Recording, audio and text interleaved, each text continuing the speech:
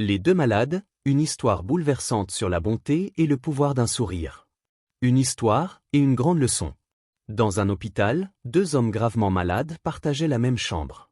Tous deux souffraient d'une maladie difficile, et leur état nécessitait de longues périodes d'hospitalisation. L'un des deux patients avait cependant un petit privilège. Son lit se trouvait juste à côté de l'unique fenêtre de la chambre. Le second, quant à lui, devait rester constamment allongé sur le dos. Il ne pouvait pas se lever ni s'asseoir sans l'autorisation des médecins. Les journées étaient longues. Très longues. Entre les traitements, les douleurs et les heures qui semblaient ne jamais finir, chacun cherchait quelque chose qui puisse lui apporter un peu de lumière. Chaque matin, une fenêtre sur le monde. Chaque matin, à l'heure où le médecin l'y autorisait, le premier patient s'asseyait dans son lit et regardait par la fenêtre. Son compagnon de chambre attendait ce moment avec impatience. Il demandait « Alors, qu'est-ce que tu vois aujourd'hui ?» Et son voisin commençait à lui raconter ce qu'il voyait. Il y a un magnifique jardin devant l'hôpital. Au milieu, il y a un petit lac où l'eau reflète le ciel. Puis il poursuivait. Regarde, des enfants jouent près de l'eau. Ils ont fabriqué de petits bateaux et les font naviguer sur le lac. Le malade allongé fermait alors les yeux. Il imaginait les enfants courir, rire et jouer. Il imaginait les petits bateaux glisser sur l'eau. Il imaginait les arbres bouger doucement sous le vent. Puis son compagnon continuait. Un peu plus loin, il y a des gens assis autour du lac. Des couples se promènent tranquillement.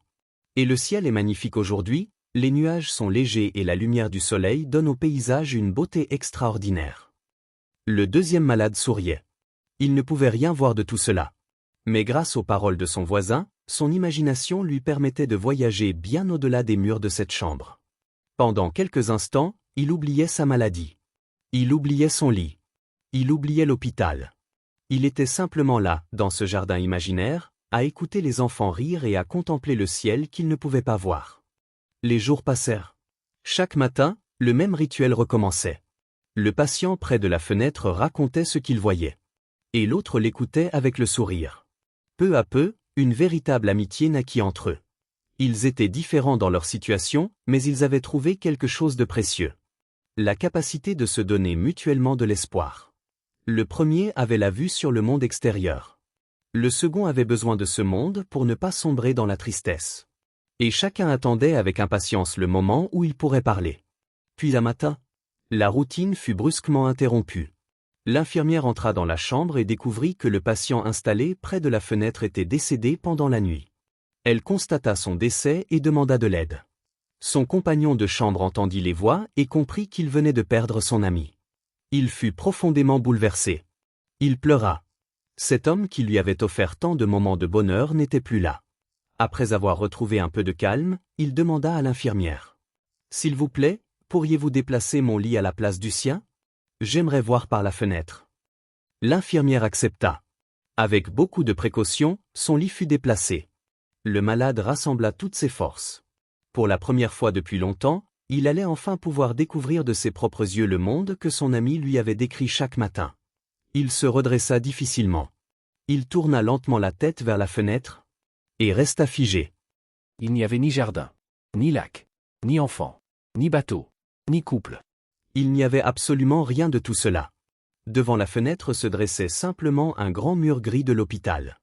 Le malade, stupéfait, appela l'infirmière. « Mais, comment est-ce possible ?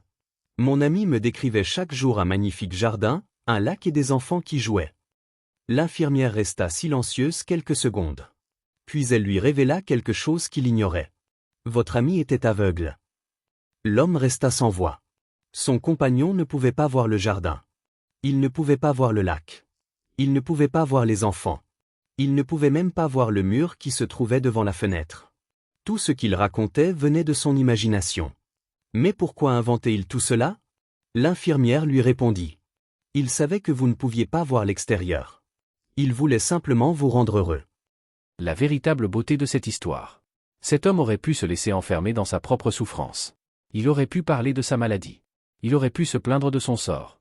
Il aurait pu penser uniquement à sa propre douleur. Mais il avait choisi une autre voie. Il avait transformé son imagination en cadeau pour quelqu'un d'autre. Alors qu'il était lui-même malade, il trouvait encore la force de donner de l'espoir. Alors qu'il ne pouvait pas voir la lumière du jour, il essayait d'en apporter un peu dans la vie de son compagnon. Et peut-être que c'est cela, finalement, la véritable générosité. Donner de la lumière aux autres, même lorsque notre propre vie traverse l'obscurité. La leçon.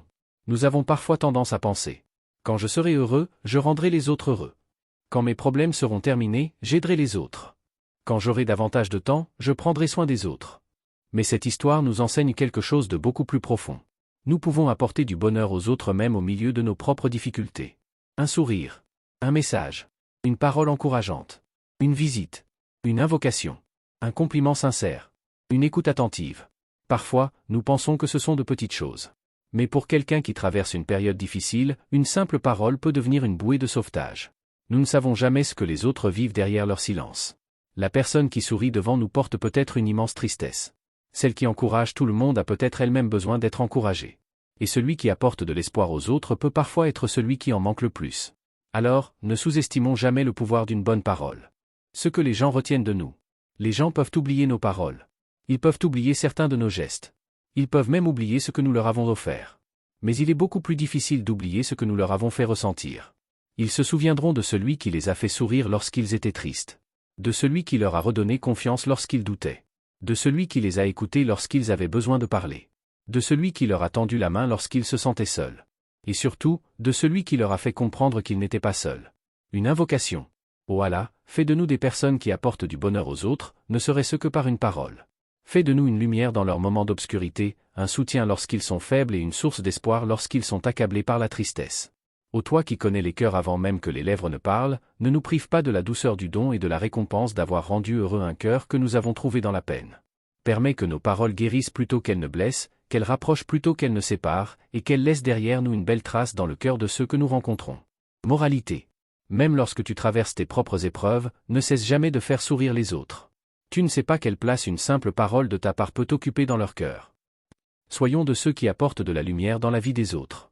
Car parfois, une seule parole suffit pour éclairer une journée entière, et parfois même, une vie.